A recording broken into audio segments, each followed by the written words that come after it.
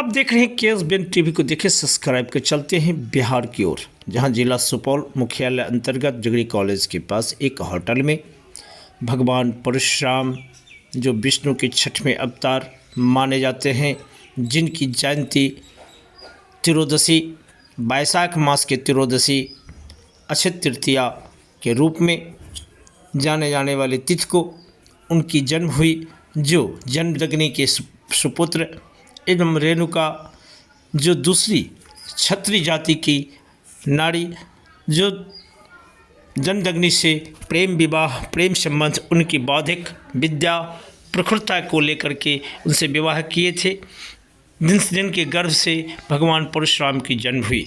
गुरुतुल्य रूप में गुरुर् ब्रह्मा गुरुर् विष्णु गुरुर्देवो महेश्वरः गुरुर् साक्षात् ब्रह्म तस्मै श्री गुरुवे नमः के मेन रास्ते पे अग्रसित होकर के मैथिल समाज भगवान परशुराम को अपना इष्ट गुरु मानते हुए उनके चरणों में पुष्पांजलि किए।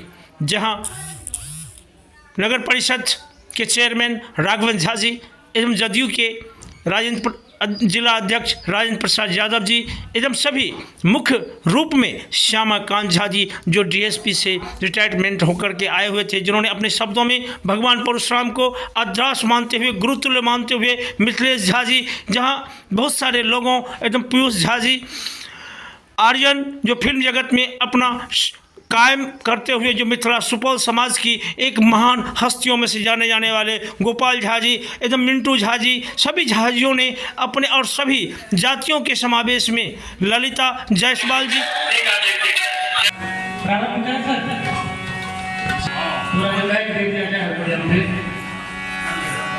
जय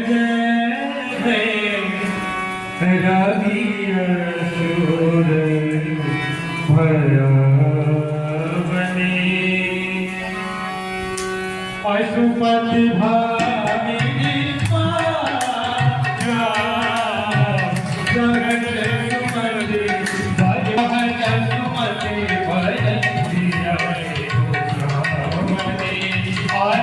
जदयू के उपाध्यक्ष हरिकांत झा जी ने जो अपनों शब्दों में कहा एवं ललिता जायसवाल, रंभा झा, रानी झा और योग माया देवी जो सभी नेताओं में एवं नारी सशक्तिकरण भी वहां पहुंच करके भगवान परशुराम को अपना पुष्पांजलि अर्पण किए। और ललित यादव, कामेश्वर शाह सबों ने भगवान परशुराम के चरणों में पुष्पांजलि अर्पण किए और निवेदन किए। आगे देखते हैं कामेश्वर झा जी जो दो शब्द भगवान परशुराम के जीवन और शब्दावली पर रखे, उनको सुने। जहां राघवेंद्र झा जी भी ने कहे, हरिकांत झा जी ने भी कहे, राजेंद्र यादव जी ने भी कहे, जिन्होंने कहा कि आज हमारे समाज में, हमारे मिथिला में भ्रांतियों की शोर में बुद्धिजीवियों ने हमें आज खंडित कर रखा है, जिनको जोड़ने का काम भगवान परशुराम के विनय करते हैं, निवेदन करते हैं जो सबों में सद्बुद्धि बुद्धि प्रदान करें और सब एक सनातन सद्भाव में जुड़े और अपनी मिथिला समाज का गठन मजबूती प्रदान हो। बिहार की इस धरती पर, धरातल पर सदियों से धर्म और विश्वास शक्ति की ये जननी पीठ, ये धरती विद्वानों की धरती, विद्वान की विभूषिता की धरती, विद्वान की पुरस्कृता की धरती, जो एक से एक जिनके राष्ट्रपति पुरस्कृत राघवेंद्र झा जी एवं अनेकों जहां राष्ट्रपति से पुरस्कृत फिल्म जगत से में अपना सुपौल का नाम रोशन करने वाले आर्यन कुमार झा जी गोविंदपुर, जिनको आज जिन्होंने आकर के भगवान परशुराम के चरणों में अपना पुष्प अर्पण करते हुए अपने ब्राह्मण समाज, अपने मैथिली समाज, अपने सभी समाजों को लिए निवेदन किए। जहां विद्वानों की गोष्ठी में कामेश्वर झा जी, बहुत सारे विद्वान वहां पहुंचे हुए थे, जिनकी नाम अवसरित नहीं है, उनके लिए खेद प्रकट करता हूं और उन्हें नमन करता हूं। ये विश्वास के साथ आज सबों ने भगवान परशुराम को याद किए और ये जननी सदों से आगे से भी सभी जाति संप्रदाय को लेकर के एक जगह भगवान परशुराम को, अगर ये भगवान जो विष्णु की 6वें अवतार हैं, इनकी निर्वन और प्रणाम और इनके रास्ते पर चलने की व्यवस्था इस गुरु की, जिन्होंने योद्धाओं में कर्ण, अर्जुन, द्रोणाचार्य सबों को अपनी शिक्षा से प्रफुल्लित करते हुए भीष्म पितामह जैसे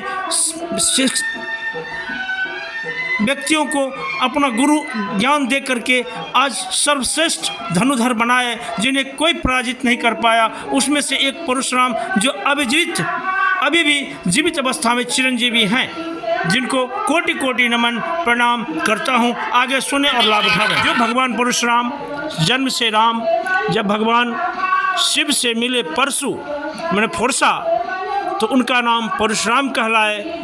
जो राम अवतरित से पहले उन्होंने अपनी सारी भूमि अत्याचारियों से मुक्त करके अपने ही छोटे भाई कश्यप ऋषि को पूर्ण दान किए, विद्या कात्यायन ऋषि को दिए, और ये सारी व्यवस्था पूरे धरातल को पुनः एक डोर में बांधने, एक डोर में शिक्षा की संप्रभुता से जोड़ने, अपने गुरुकुल में अपने तपस्या में लीन हो गए। और उनकी आशीर्वाद सबों पे पड़े, सबों की इच्छा मनोरथ बाल बच्चे में बुद्धि विद्या और एक संप्रभुता प्रेम सद्भावना प्राप्त हो, जिसको लेकर के आज सुपौल जिले में भगवान परशुराम की जयंती मनाई गई, धूमधाम से मनाई गई, जहाँ पर सभी सशक्तिकरण, नारी सशक्तिकरण भी मौजूद थे और सबों ने उल्लास होकर के भगवान परशुराम के चरणों में अपने राजनीतिक और कैरियर में अपना अक्षुण्णता रखने के लिए आगे आते हुए, जिन्होंने जहाँ पर सभी धर्मावली, सभी विश्वास को कायम किया गया। कोसी समाज बिहार को देखें, KSBN टीवी को देखें, सब्सक्राइब करें, लाइक करें, शेयर करें और अपना कमेंट करना ना भूलें और सब्सक्राइब करते रहें। यही एक पत्रकार की, एक विश्वास की, एक लेखक की कामना होती है। कि जे क्षेत्र में जे लोग समाज काज कर्म करे छी, उनका सम्मान करी, उनकर हम सब आशीर्वाद प्राप्त करी। और अक्षय तृतीया के नाम से सनातन धर्म में एक बहुत ही महत्व जहाँ पहुँचे शिक्षाविद, राजनीतिकविद, सभी धर्मावली मैथिल समाज भगवान परशुराम जयंती के अवसर पर सभी धरोहरों को राष्ट्रपति पुरस्कृत सभी एकदम विद्वानों को जो वहाँ पहुँचे हुए थे, उसमें से कुछ व्यक्तियों को, कुछ धरोहरों को, नारी सशक्तिकरण को सम्मानित पाग चादर और स्मृति से की गई। भगवान परशुराम सबों के मन में विश्वास करते हैं, छापामारी प्रणाली करते हैं, जिसका उपयोग भगवान परशुराम ने किया था। भगवान परशुराम कदकाठी में छुपते थे, सहस्त्रार्जुन बड़ा विशाल आदमी था, लेकिन इन्होंने ये इतना इनको अनआर्म्ड कॉम्बैट, जो पुलिस में पढ़ाई जाती है, अनआर्म्ड कॉम्बैट, बिना हथियार का आप हथियार वाले को कैसे हरा सकते हैं ड्यूएल में, इनका एक्सपर्टीज था। इन्होंने अनआर्म्ड कॉम्बैट में सहस्त्रार्जुन को हराया, ड्यूएल में, face to face, 1 man to 1 man। तो कहने का मतलब है कि आप अपने अंदर आत्मशक्ति पैदा कीजिए, आप अपने अंदर किताब पढ़िए, ज्ञान लाइए और बुद्धिमत बनिए। भ्रष्टाचार के खिलाफ आवाज उठाइए, भ्रष्टाचार नहीं कीजिए, पाखंडी मत बनिए, दूसरे को मत कहिए भ्रष्टाचारी मत करो, भ्रष्टाचार करते हैं, तो परशुराम का आशीष नहीं है। तो विगत में 33 वर्षों से केंद्रीय अन्वेषण ब्यूरो में रहा हूं, तो मेरा तो भ्रष्टाचार के विरोध में लड़ ही रहा हूं और मुझे उसमें भगवान परशुराम में एक प्रेरणा के स्रोत नजर आ रहे हैं। इन्हीं के शिष्य हुए द्रोणाचार्य, इन्हीं के शिष्य हुए भगवान भीष्म पितामह और इन्हीं के शिष्य और भी बहुत सारे लोग हुए होंगे। हम लोग इतना ही जानते हैं कि द्रोणाचार्य इन्हें कोई हरा नहीं सकता था और द्रोणाचार्य के शिष्य अर्जुन इन्हें भी कोई नहीं हरा सकता। तो ऐसे जो गुरु बाद में गुरु बन गए, बाद में एक स्कूल खुल गया आर्चरी का, विद्या का। पहले ये एक सोशल लीडर थे, सामाजिक नेता था, बाद में ये शिक्षक हो, टीचर हो। तो ट्रांसफॉर्मेशन के पर्सनैलिटी का हुआ, व्यक्तित्व का परिवर्तन हुआ। तो इसमें हम सारे लोग जो हैं, ऐसा नहीं है कि हम लोग एक रोल में ही समाज में हैं। कोई आदमी पहले कोई प्रोफेसर रहा होगा, कोई समाज सुधारक हो जाएगा, कोई टीचर हो जाएगा, कोई वकील हो जाएगा, चेंज होता रहता है रोल। तो इनका भी रोल चेंज हुआ। पहले सोल्जर थे, सैनिक थे, बाद में टीचर हो गए।